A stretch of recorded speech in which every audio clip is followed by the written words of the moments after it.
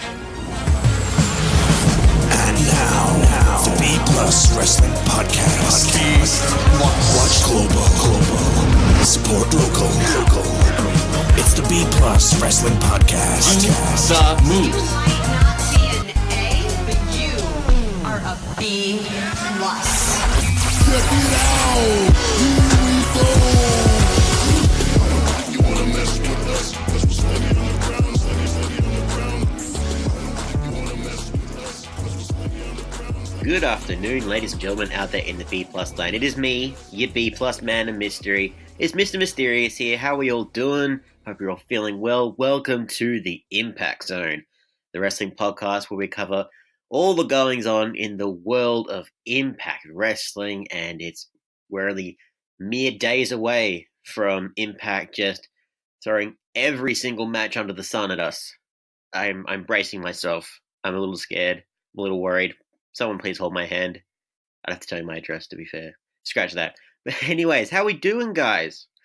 I little preface this, so I've been saying this on all the other podcasts, and I've got to say it on here in case anyone hasn't been listening, but you should always listen to everything else that we do here at the B+, because we're a great bunch here. Come on, you know it's true.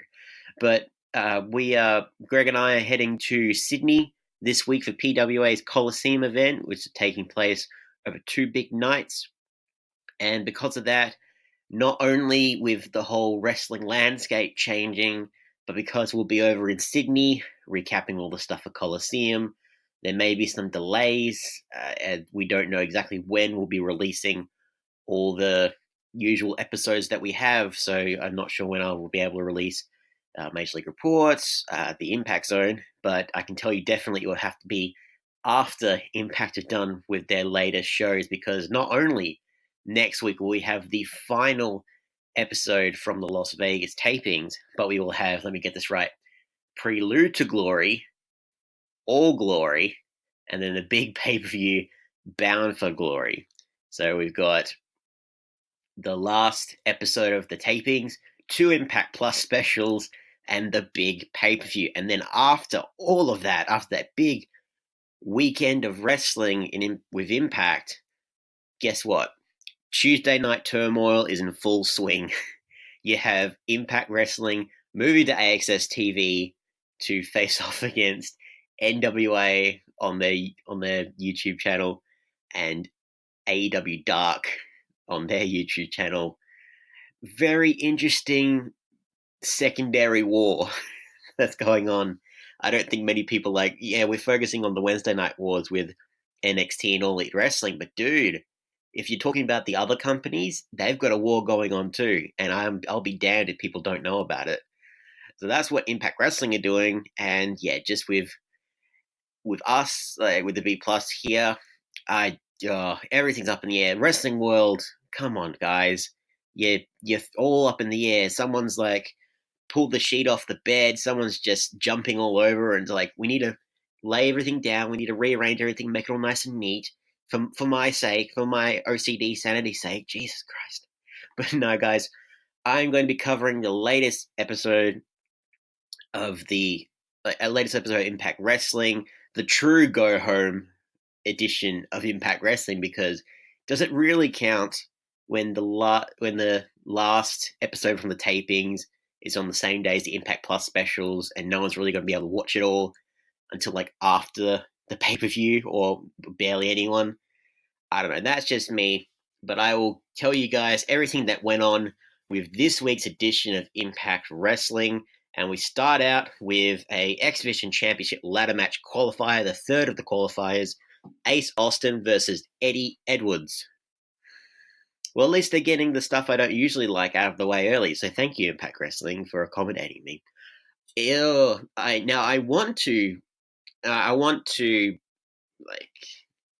how do I say this? I do want to highlight all the negatives about the story between Eddie Edwards and Ace Austin. As much as I'm over it, I do want to highlight that, and I will.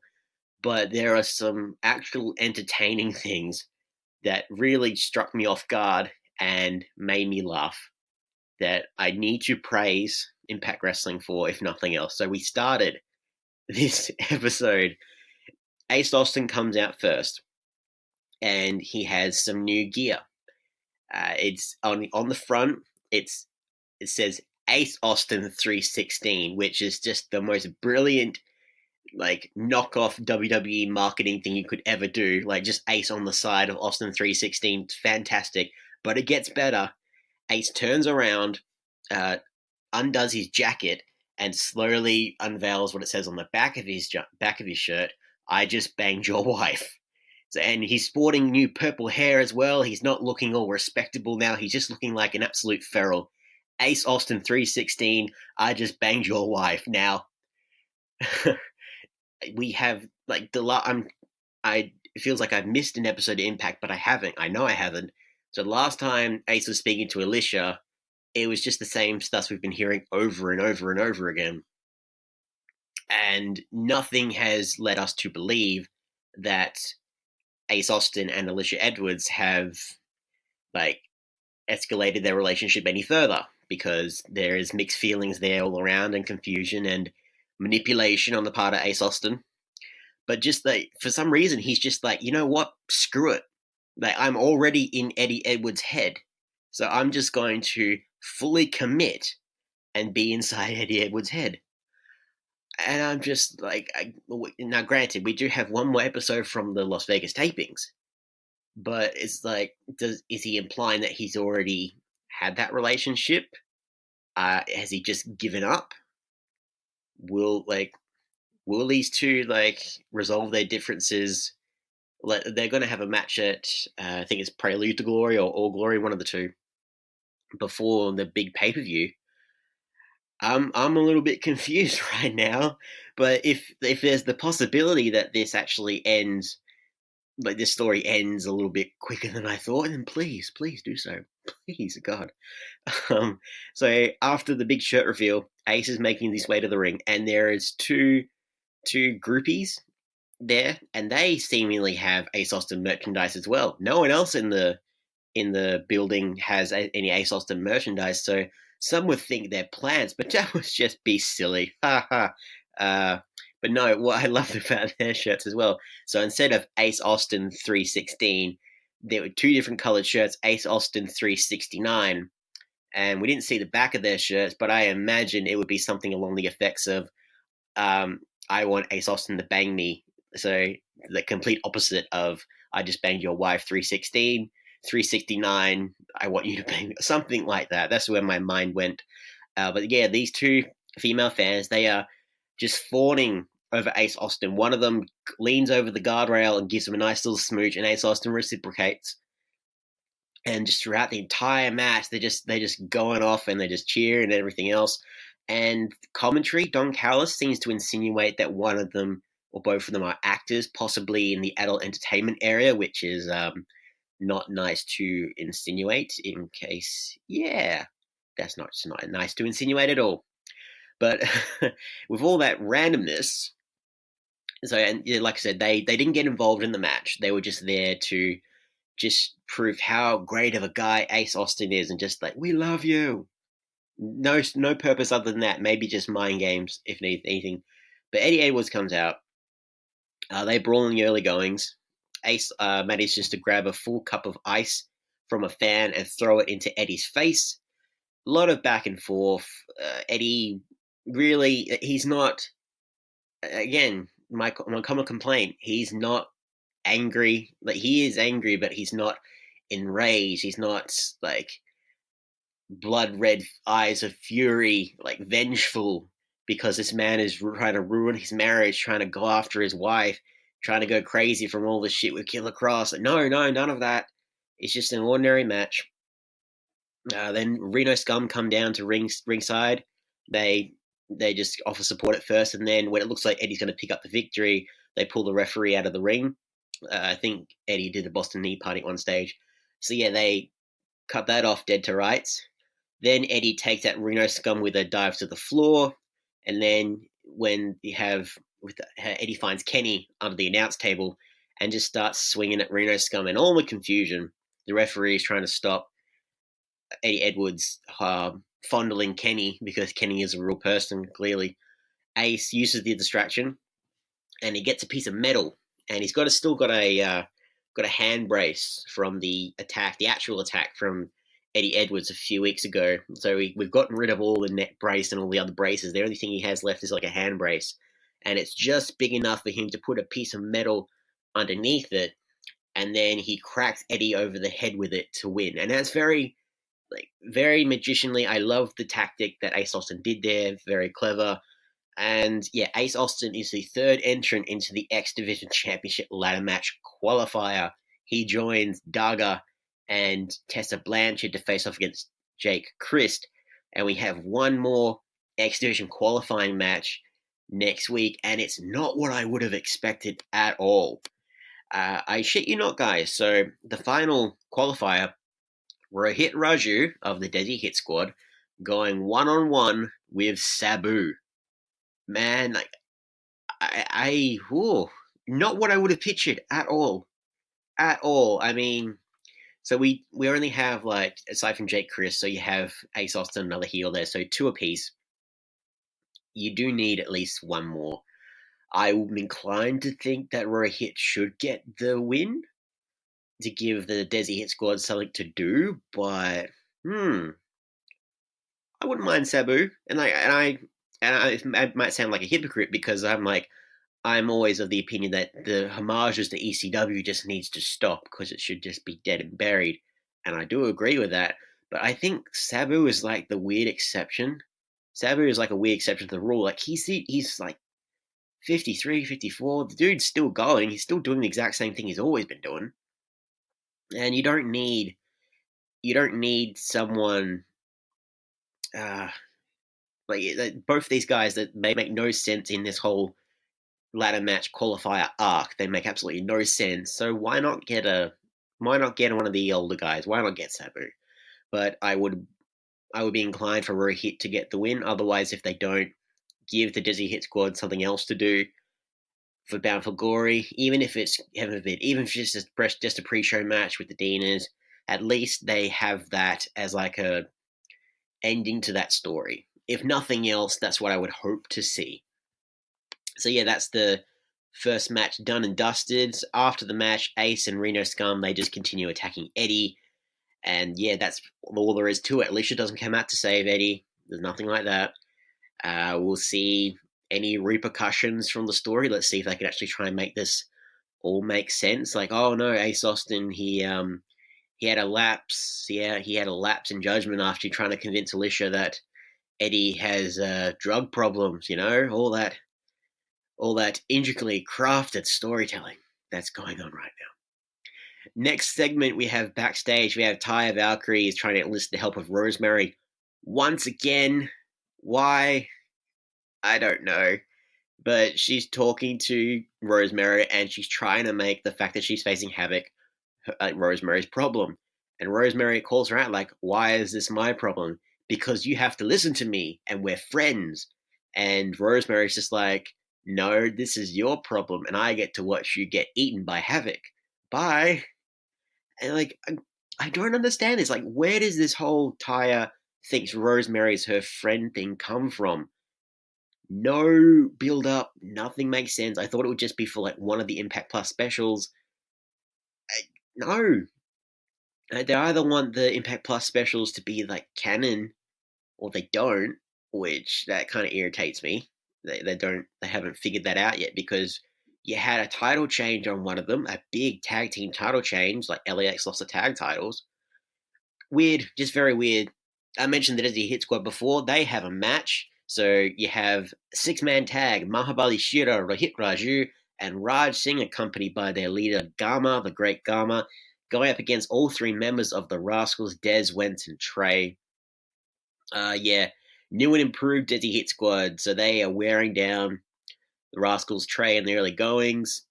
Trey kind of turns it around, like all the Rascals, they're just using their big amounts of offense, but then it's just all this really only works on Rohit and Raj. When Mahabali gets in the ring, he just mops the floor with everybody. And then you have like Des and Wentz, like they attempted to dive to the outside, but Shira caught them in midair. Like the Rascals are essentially putting Mahabali over more so than the Desi Hit Squad, but in like by association, the Desi Hit Squad are getting all this extra momentum. So Trey launched himself over the top, crashing into Shearer on the floor.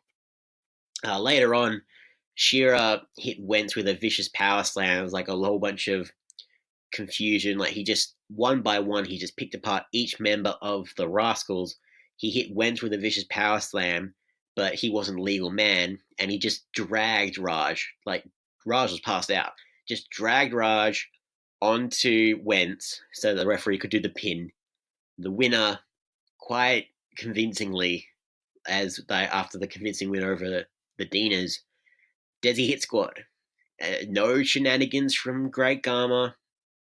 Like no tough love threatening to beat the shit out of the Desi Hit Squad. Just they're being taken seriously after months and months of just and that just shows because this is the Rascals. They've got to prepare for Dr. Wagner, and we found out. So the two mystery partners, I thought they would announce this until the actual Bound for Glory, but we found out that Dr. Wagner has enlisted the help of Taurus and Aerostar of Lucha Underground fame, and of course like AAA, all the other Mexican promotions out there. There's probably more than I can name, but mainly like would know from Lucha Underground fame, like for the Western audience fans.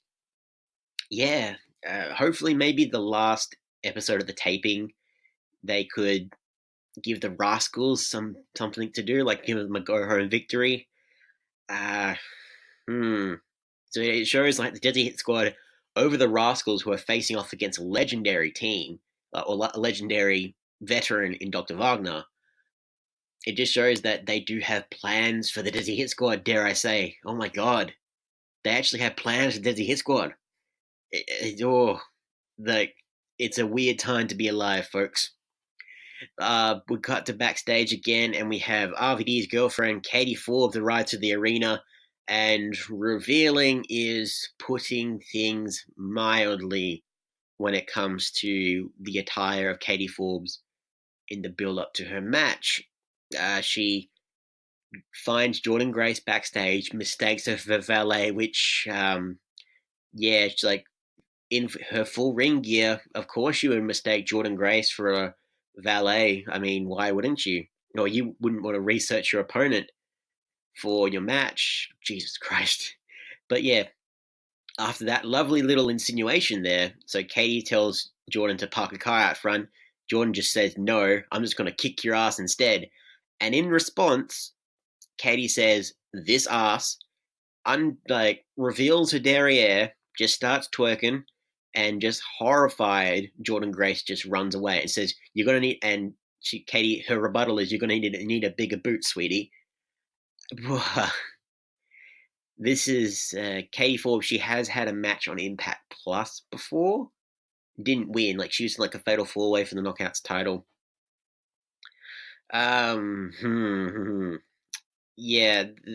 We have not seen any ounce of personality from Katie Forbes at all.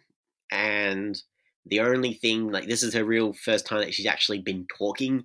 And the only thing we already really know about her is that, one, she's the girlfriend of Rob Van Dam. Two, she uses all her assets to her advantage in terms of her body. And three, if you look at her socials, that she is just loving life right now with RVD. Just look at any photo with them online. You'll see what I mean. We have the Knockouts Championship match. We have Taya Valkyrie with Johnny Bravo taking on the team of Havoc with Father James Mitchell in her corner. Now, that is wonderful news to hear. And I can actually say now, at the time I'm recording, yes, the official longest reigning Knockouts champion, Taya Valkyrie. Congratulations, you've officially got the record. So Taya, I don't know why we had to celebrate it like a few weeks earlier, make it seem like she'd already conquered the history, and like they want to make people forget about Rosemary or the other knockouts before her. But yeah, no, officially Taya Valkyrie, longest reigning Knockouts champion. And I was hoping this match would be definitive because every single time that Havoc has faced off against Taya, like even Taya's been like, how many times have I faced her? Like 5-6 times. It feels like a lot more. That's how bad it's been. But every time it's been a count out, it's been a DQ, it's been, she's run away, it's been a no contest. And Impact are bad with no contests and false finishes. And like they can get very trigger happy with them, which is one of my gripes. And I thought this would be a sure thing. Su Young's going to come back and just cause mayhem. Didn't happen, but still Havoc is still won by DQ. Havoc won by DQ. Not through her merits, by the merits of Johnny Bravo. So he actually pushed the referee after he was attempting to pin, after Havoc was trying to attempt to pin Taya Valkyrie, and that was what caused the DQ. And it's just, you could have just definitively had Taya win, like even if it was with a distraction, just a pinfall is what I was after. If Su Yung wasn't going to appear, which she didn't, because I thought that was going to be the no contest decision. But even if it was just Johnny Bravo distracting Havoc at ringside, or Havoc and Father James Mitchell bickering at ringside, Havoc looks away, Taya rolls her up. It can be with holding the tights. It can be with her foot on the ropes. As long as there was an actual pinfall victory, that would have been fine. But they had to resort to yet another no contest, another DQ. And it's just, it loses its appeal. It's that when you go to the well so many times, eventually you're gonna get dry, and which sucks because it looked like, for the life of me, it looked like they were gonna try and like convincingly have Taya like overcome Havoc, and like that would have been fantastic, and just give that semblance of like, maybe she could defeat Tenille Dashwood, which, as I reminded myself, Tenille Dashwood throughout this entire match, she was on commentary, which meant commentary was actually improved because there was not a heel guest commentator, and Tenille, every time Don Callis just tried to up her, like big her up, and she's just like, thank you, I know, don't need to keep saying it, let's move on, let's focus on the match. Professional, absolute professional in the build up to Impact's big pay-per-view Bound for Glory, as opposed to last week with Jake Christ, I'm the golden draw. That's all he said. That's pretty much all he said. After the match, so after the other finish there, you have Havoc. She knocked out. So Havoc got knocked out by Taya Valkyrie with the title, and in response to that, Tenille Dashwood came out and attacked Taya, attacked her with the title, and laid her flat out, and then then Taya eventually, after Tenille celebrated her little victory of the contest there, Taya just scurrying away, just like, what just happened? Like, no, this can't happen to me. I'm the longest rating champion. Da da da da da. But yeah, I hope, like, again, this isn't the go home episode of Impact Wrestling, but usually, like, if the contender goes over strong against the champion, usually means the champion's going to retain. But I don't think that's what's going to happen. But I will have a full list of predictions for the big Bound for Glory pay-per-view, and I'll cover all the other things that happened with this episode of Impact Wrestling right after these stuff with our sponsors. Promotional consideration paid for by the following. Hey guys, just a reminder, if you want to hear all of these wonderful B Plus podcast episodes completely ad-free, make sure you head over to Patreon or Podbean, where we are the featured podcast this week. You can subscribe for as little as $1 a month up to $10 a month, where anything you want to help us with, it really helps out. It's going to help us grow the site. It's going to help us redesign some things, and everything that we get through this and through the advertising as well is all going straight back into the podcast so that we can get Aussie Graps out there for the rest of the world to hear about, for the rest of the world to see, so we can grow this mission of watch global, support local, and build indie wrestling. So if you want to be a part of that and get some really cool rewards like call-in shows, bonus episodes, ad-free like I mentioned, then head over to patreon.com/theb+ and subscribe today. Hey everyone, just want to take a second to tell you about one of our new sponsors, Outbreak Nutrition. Outbreak Nutrition are creating supplements for survival, sharper minds, quicker reflexes, all the energy you need to take your performance to the next level, whether that be on the field, in the gym, on the gaming field. That's right, they have specifically designed gaming supplements as well to help you focus on those late night sessions. They even sell coffee, you guys, at Outbreak Nutrition. You can get coffee pods, you can get coffee beans, you can get supplements for the bedroom as well if you want to enhance your performance there. These are performance enhancing supplements for every aspect of your life, specifically designed by gamers, for gamers, to stay fit and healthy in the gym, to stay sharp and focused on the game, and to dominate in all areas of life. So check out OUTBREAKNUTRITION.com, and for being a listener of our podcast, they will give you 10% off your order when you enter the code B+. That is BPLUS at checkout. So make sure, if you want to stay on top of your game, if you want to take your performance to the next level, OUTBREAKNUTRITION.com, enter the code B+ at checkout. Coming back, guys, we are on the over-ear cam and we see Sami Callihan saying he's going to take care of Tessa Blanchard and Daga once again, and he's saying how Brian Cage is a monster, deserves to be in a cage, which I found completely ironic because usually he keeps Madman Fulton in a cage, but in the promos he has let him out of the cage, so either he doesn't think that he is a monster anymore, or he's just a bit of an oversight because he usually bickers with Jake and Dave just to keep Madman behind bars or something because he thinks he is a monster. Little gripe, little nitpick there. But yeah, usual overview promo, and he's saying while Brian Cage is sitting in a jail cell, he's going to be celebrating his victory. Thumbs up, thumbs down, and yeah.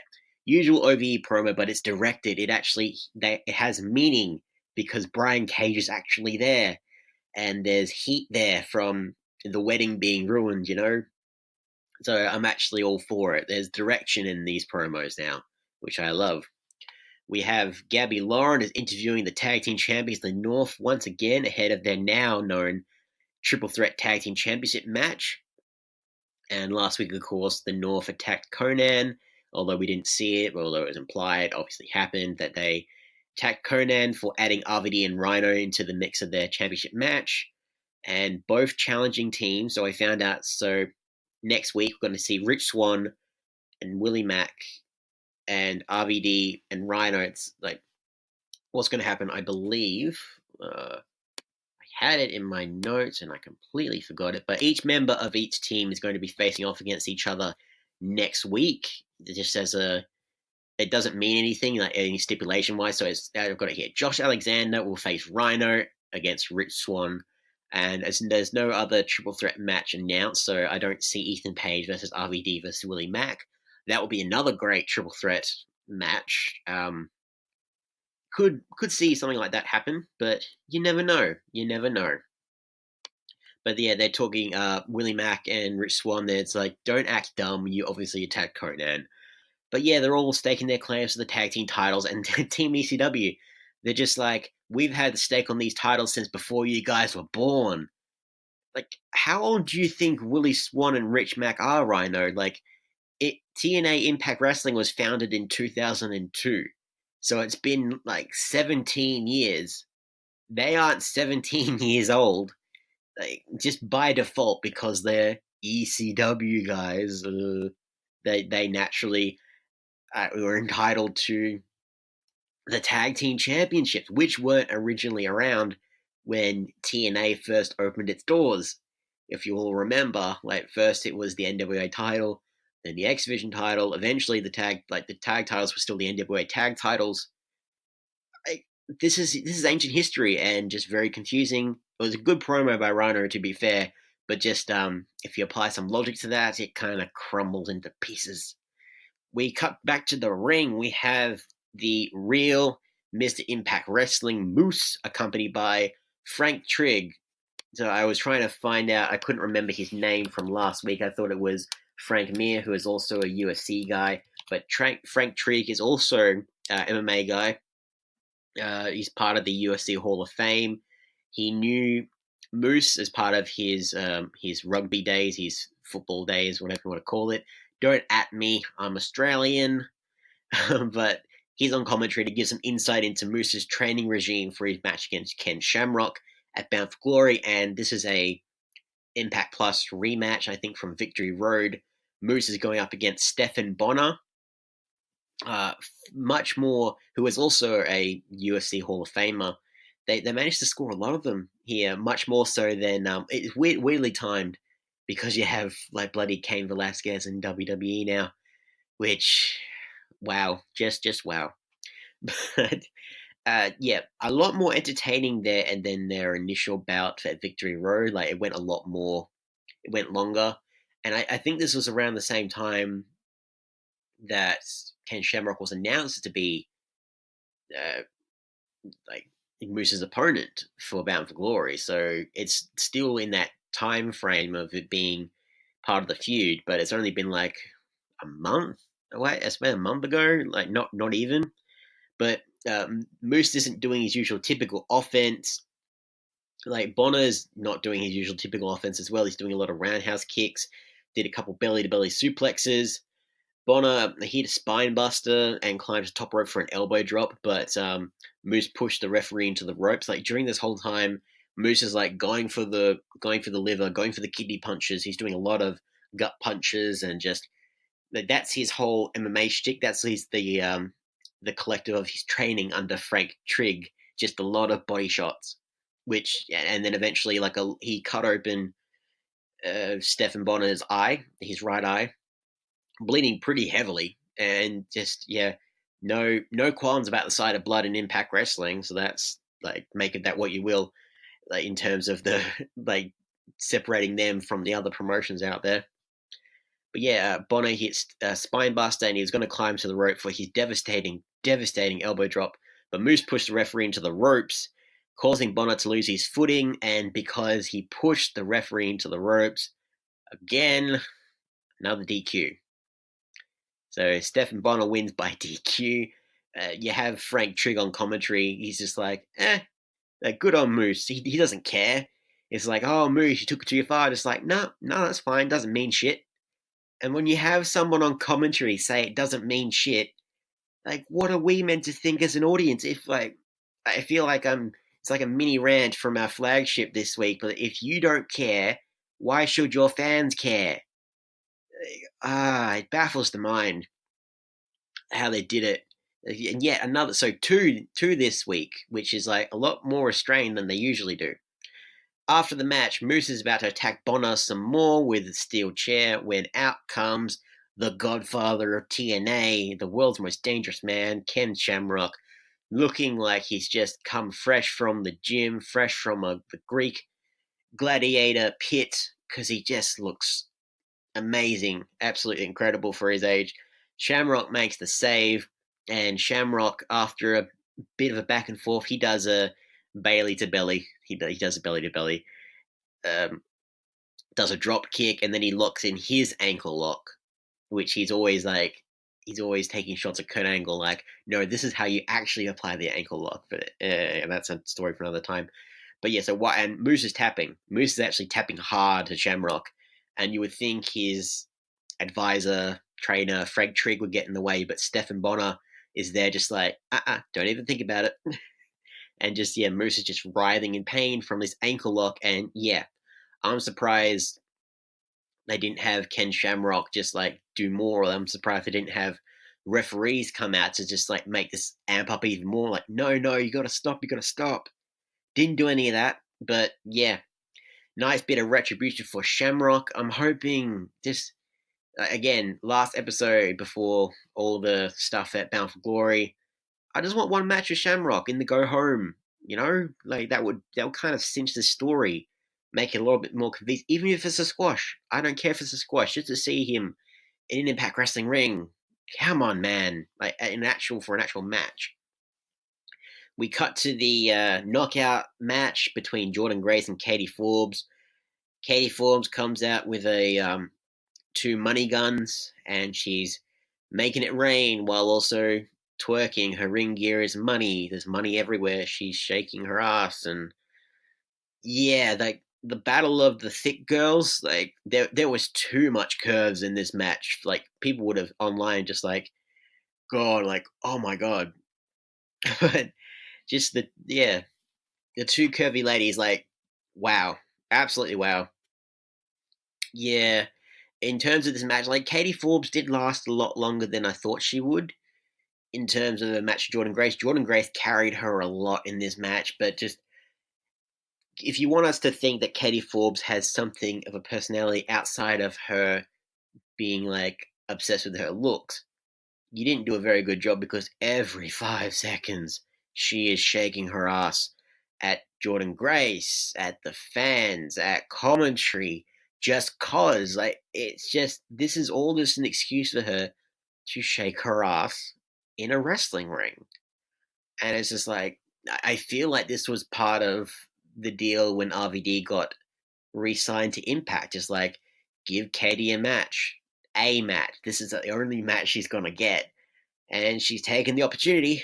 I guess, like not with her ability, I suppose, but although endurance-wise, yeah, she did actually get some offense in. My favorite thing though from this entire match, her of course because she's obsessed with her ass, she goes for a stink face, but before she does do the stink face to Jordan Grace gives her a wedgie to get out of it and then just does some more offense. But I've never, ever seen someone stop a stink face by just doing a wedgie. How simple is that of an idea? Just like. It sounds like the simplest thing in the world, but no other wrestler has ever done it before. And it took Jordan Grace to do it. Oh my god. In a match where it's like usually it's like a devastating move, you know, where if it's like think of Rikishi, you know, think of the other like think of the big boys trying to do it to smaller men. No one's ever done it before. And it was just such a nice move just to like yeah stop taking this like start taking this seriously. You're in the ring with me. Like, Jordan Grace didn't deserve this, but at the very least she got some fun out of it. And yeah, package pile drive, Jordan Grace driver, 1, 2, 3, Jordan Grace. Not a squash as I would have liked, but at the very least, this is going to be for Katie Forbes to advertise for whatever indie show. They're just like, oh yeah, she can wrestle, but let's look at that ass. Just for those seedy promotions out there. That's I'm pretty sure that was like the money shot for a lot of videos to come. Backstage, though, both of the ladies, they're making their way backstage. At first, Katie Forbes goes out, and my man Johnny Swinger is there, and he starts making the moves on Katie, and he's saying how like he's giving her tips about how she should stand out more in the wrestling ring, just saying maybe you can have a little less clothing. Okay, and he's just asking her, does she swing? And she's just like, you know, I'm dating RVD, right? He's like, oh yeah, I love Rob. Like, it's big. We go way back. Just like, tell him I said hi. And she's just like, ugh. But like, I'm sorry, but if you look at any of her socials or RVD's socials, they look like they lead a bit of a swinger lifestyle. I'm just throwing that out there. And Katie acted like she was so offended at the question by Johnny Swinger.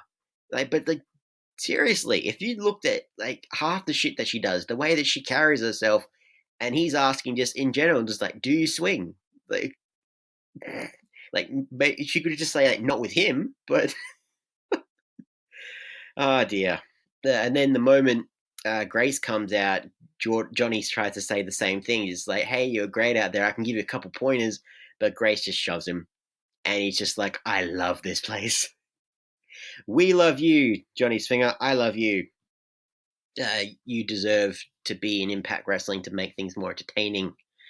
We have Darga. He's telling Tessa Blanchard, like they're amping up for their tag team title match. And Darga's just like, this is my fight, Tessa. No, this is my fight. You don't get it. This is my fight. And Darga's like, no, this is my fight. They're bickering like children. And they're just like, you don't get it. I've been at this war for longer than you. Nothing much here, but they're just like, Tessa says that anything involving OVE is her battle too, so she will make it her business. We have TJP is continuing to get Falaba in shape, and he's talking. He's actually talking. And it's just, he's actually getting, so he's convincing him, he's suckering him in with food and just doing training. And it's bits and pieces. It's bits and pieces there. But it's just, he's full on just like, yeah, what are you going to do about it? And then just to cap it off, and he's saying how Falaba has got a match with Michael Elgin to prove how far he's come next week.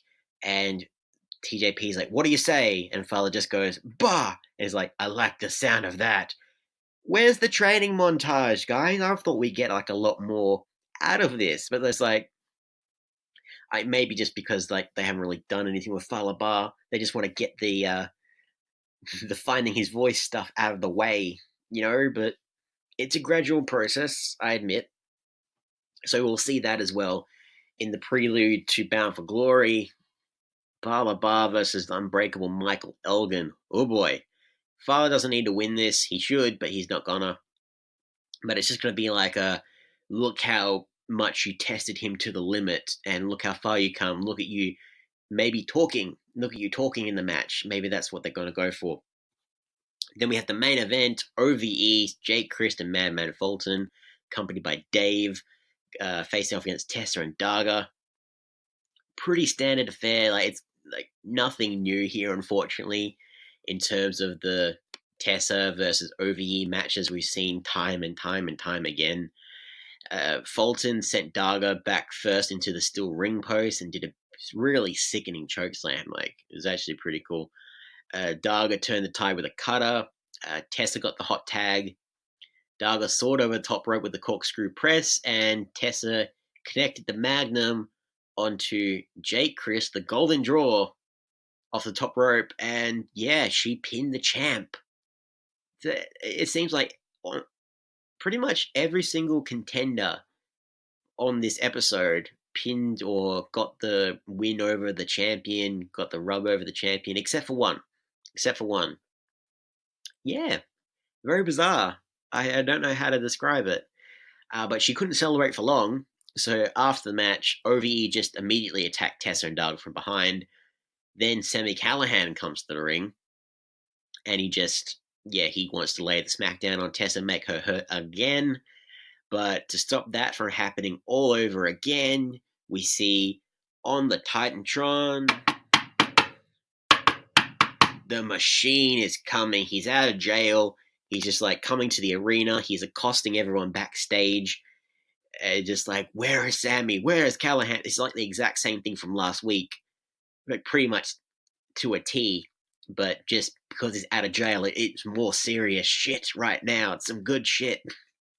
But yeah, Brian Cage comes out to the ring. He just cleans house against OVE.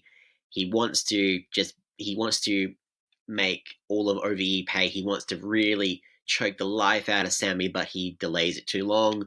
OVE, the rest of the members of OVE get the numbers advantage. They handcuff Cage to the ropes, and it looked like they were just going to have Sami Callihan just do a bunch of shots from his baseball bat to Cage's ribs or something, or just make sure he gets more injured. And I'm just like, or maybe they're going to do a 6 spot where Brian Cage just frees himself from the cuffs because he's the Machine, man. Didn't happen. What happened was a very interesting move, and one just like, oh, it's on now, because before Sami Callihan can do anything, out comes Melissa Santos to try and stop OVE, and they think, no, instead of attacking Brian Cage, how about we attack Melissa? And Sammy hits Melissa with the pile driver in the middle of the ring. Madman Fulton has Brian Cage's eyes, like he's forcing him to watch his wife get pile drived, and that's how we ended the episode.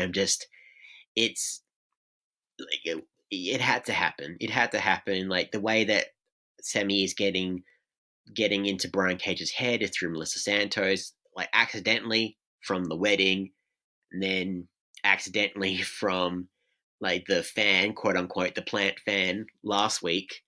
But this is intentional. This is by design. And yeah, Sammy has signed his death wish, maybe, or it's all part of the plan. Is inside Brian Cage's head. Very, very twisted act there. I loved it. I loved it how to end the show. And I love the touch of Melissa Santos. She still had the bandage on her head from the glass bottle a couple weeks ago. It's probably just silk glass, so it's fine. But wasn't a fan of the first like half of this episode with the Ace Austin stuff and the no finishes and the Taya Valkyrie stuff. I wasn't really feeling it. And then towards the end, you had the OVE thing, which was a nice way to end a rather episode of Impact Wrestling. Sorry to say, there's some great moments. I like that Ken Shamrock actually got some revenge on Moose, but the false finishes are killing me. It's killing me. They keep going to that all the time, and there's no rhyme or reason to it other than just like, oh, we can't have this person lose convincingly just yet. But you keep doing. I don't know what's like Scott Del More, Don Callis. I don't know exactly who's the official person in charge at Impact Wrestling, but man, or maybe it's that mascot from like the last time we talked about the true person in charge of Impact Wrestling. Man, it's just weird. It's just weird. I'm hoping, again, hopefully we'll be able to see it all properly in order.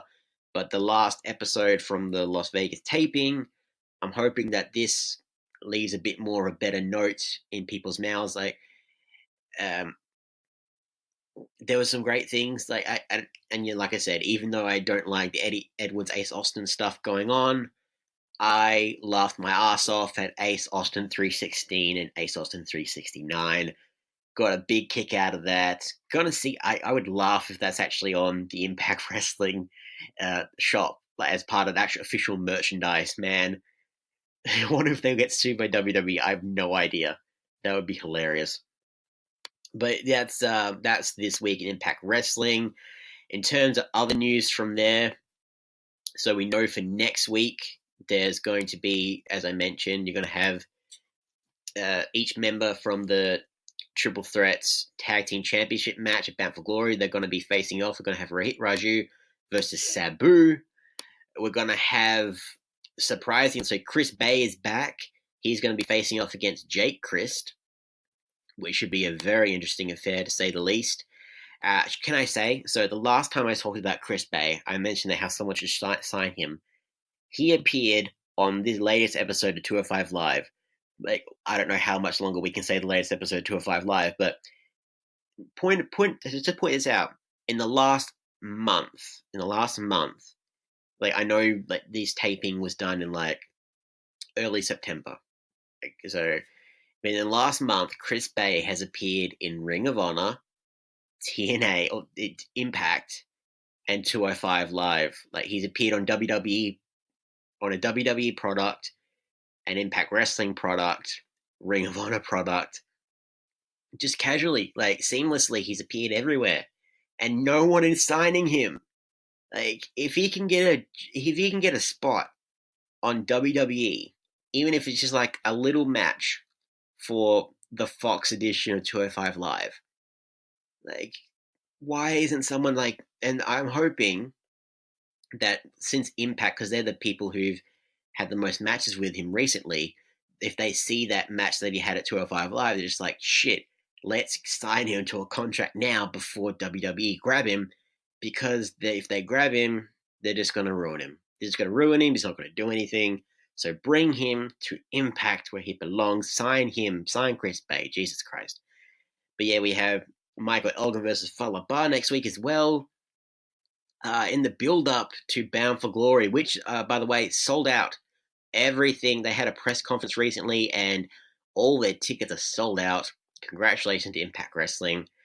I'll go through roughly. So you have Prelude to Glory, you've got the North, going up against Marufuji, Rhino, RVD. You're going to have, there's going to be some women's match, 6-man women's match. Ace Austin versus Eddie Edwards, Prelude to Glory. I don't know why it's happening on this Prelude instead of actually Bound for Glory. Confusing me, but here we go. We're going to have Brian Cage and Tessa Blanchard versus Jake Kristen Madman Fulton. The champion on each side.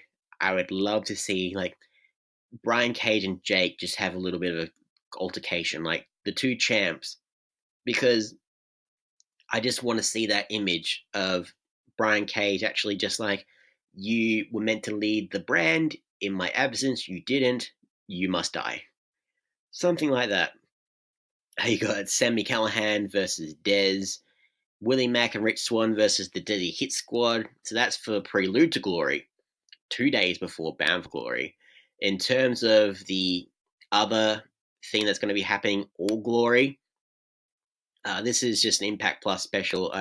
You can't even see properly in terms of what else is going to go on with it, but I had to really dig this up. So promotions like OVW, Galley Lucha Libre, Zero Pro, Warrior Wrestling, Black Label Pro, Pro Wrestling Revolver, Warrior Wrestling, they're all going to be on showcase here for All Glory. There's no real Impact stars on these, on this Impact Plus special. So it's just really a showcase for all the indie stars and for them to kind of just say like, oh, they were for Impact Wrestling, just like a weird thing for their cage match stats. But the biggest thing that's come out of this, so the one that everyone's kind of talking about more so than everything else, there's going to be for the Zero Pro Women's title, Lainey Luck versus Shotzi Blackheart versus Smiley Kylie Ray.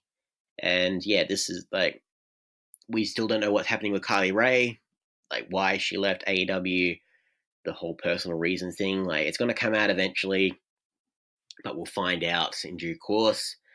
But the big thing, I want to lay my predictions out now because I'll be damned if I'm going to do one episode on just the last episode of the Las Vegas tapings and then have to do another episode again for Bound for Glory and the Impact Plus specials, especially with next week. It's going to all be a mess, so I'm going to run through it all now just to try to let my opinion known.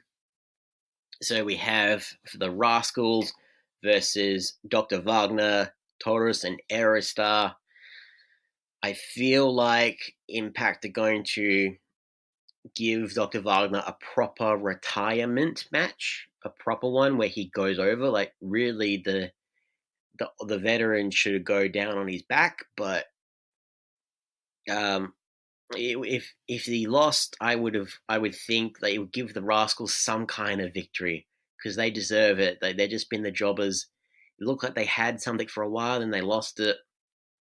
But yeah, I think this is the one where they're going to give Dr. Wagner the rub for a proper retirement ending to his career after the whatever AAA was.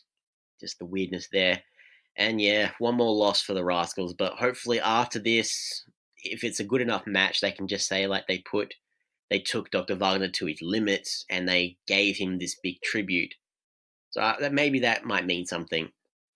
There is a Call Your Shot gauntlet match, which has been just thrown out, I should say, at the last minute. We don't know any of the participants, but the winner will choose any championship match of their choice, and the implication they're saying here is that even if, say, a knockouts wrestler like Jordan Grace, I think they said as the example, she could go for the knockouts title, but she could also go for the X Division title, heavyweight title, tag titles. So the Call Your Shot gauntlet match.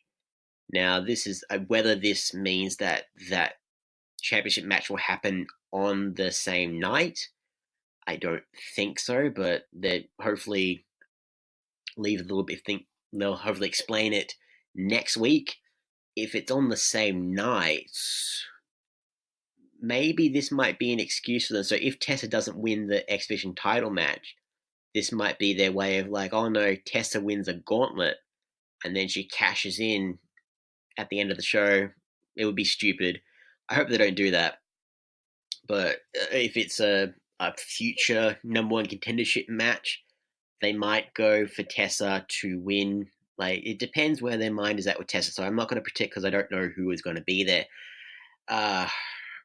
in terms of participants. But man, there could be a surprise entrant. Like, Killer Cross. Could he?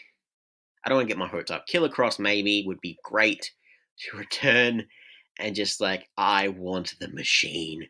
That would just be so good. So good. But the matches that I do know, so Michael Elgin versus Marufuji. I think Michael Elgin's going over on this one. Like, this match would only serve to elevate him and remind everyone that he is a world heavyweight title contender. He's just waiting in the background, just waiting for his time.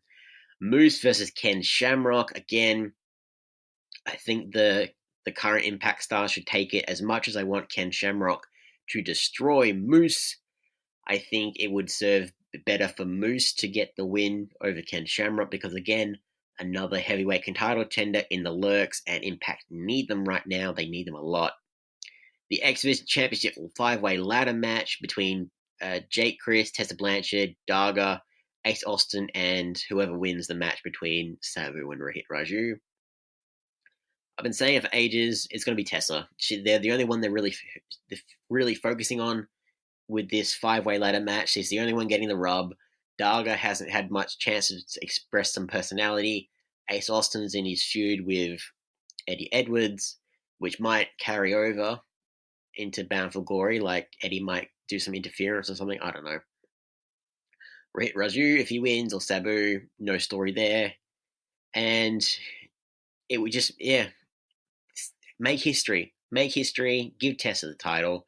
She bloody earns it, and it would wrap up the whole intergender wrestling story quite nicely. I'm not saying that she should immediately go back to wrestling women, but it would cap that off until she eventually loses the title. World Tag Team Title Triple Threat match, the North versus Rich Swann and Willie Mack versus Team ECW, Rob Van Dam and Rhino. Flipping a coin here, I'm going to say RVD and Rhino because I feel like, again, contractual, like the whole point of RVD coming back, I feel like he was promised a title, and among other things, like giving Katie Forbes her match, which she got her match.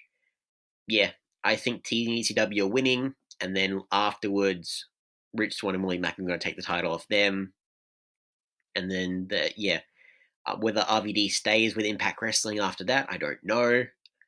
I feel like it might have just been like leading up to Bound for Glory thing. I would love the North to win, but they need more tag teams to refresh the roster, and we need a title change. So I think, personally, Team ECW are going to win this one. Knockouts champion, Taya Valkyrie up against Tennille Dashwood. I think Taya's done everything and everything as Knockouts champion. She's now longest reigning. Like, she's turned to help keep the belt going, her reign going longer. Tennille, bright young star, haven't gotten sick of her yet, undefeated at the moment. Give Tennille the belt, and not just because I want to see her in Australia next week with the belt, but for actual logical reasons. I think that she is one of the better stars coming out of Impact Wrestling right now for the Knockouts division. Put the title on her, and the whole All About Me thing would work better for Tennille with gold around her waist. And for the World Championship, the Machine Brian Cage defending against Sami Callihan. It's a very hard. Some of these should be easy, but they're really, really hard. I feel like they want Brian Cage to keep the title. They do. Especially after Sami just being completely reprehensible. So I don't see them changing all the titles on this night. And because of Brian Cage's title reign has left much to be desired with his injuries and whatnot, as much as it pains me to say it, I've had some time to think. Brian Cage, I think, will retain against Sami Callihan. I feel like depending on who takes the title next, like it would be great if Sammy does it. You know, if like the real thing here is if Tessa, if she won that gauntlet match, and then Sammy beat Brian Cage, and then we have again Tessa versus Sammy, but for the world title, and then Tessa wins. So it just depends on the destination for Tessa whether they want her to get the X Division title belt or the heavyweight title belt. I feel like they're gonna just cover their bases and make her get the X Division title because I feel like that's like more of a natural fit for her. But man, you want to make headlines in 2019, like give her the title. But in terms of the people actually in the match, I'm gonna go with the Machine. Like it's Sammy is the goal. Sammy is the draw, but I think they want Brian Cage to have at least one proper defense of his title before he loses it. And who knows, maybe he can have another reign down the line where he doesn't get injured. That's just me thinking. But that was this week at Impact Wrestling, and I made my thoughts known about the week to come. Thank you so much for listening to me talk, guys. If you want to follow me on all the socials, I'm at Mr Myster1ous with 17i, Facebook, Instagram, Twitter, YouTube, and Grapple. Hit me up and let me know what you thought about the latest episode of Impact Wrestling. If you want to follow us here collectively at the B+, because we are a great bunch, you can follow us at the B+ Wrestle on Twitter because wrestling wouldn't fit, and the B+ Wrestling everywhere else. Remember, guys, Patreon. Say it every time, mean it every time, gonna keep saying it every time. Any amount you can donate, very much appreciated.